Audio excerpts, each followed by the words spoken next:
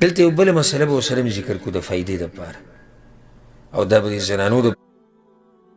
دپاره ډېره اهمه مسله هغه ده چې یو زنانه ده د هغې د حیض بیماري بنده شوه د شپې یا یې څلوېښتي ختمه شوه د شپې او لمبلې لا نه دي او سحر پرې راغی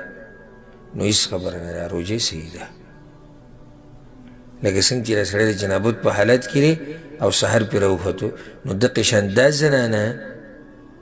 چې دا د حیض د بیمارۍ نه پاکه شوې ده یا د څلوېښتۍ نه پاکه شوې ده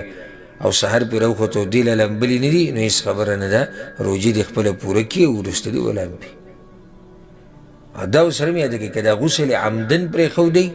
او که سهون یې پرېښودی یعنې که قصدن یې دا غسل لیټ کړی هم صحیح ده هېڅ خبره نه او که سهوه شوي پکې او دا غسل یې لیټ کړی هم څه خبره نه ده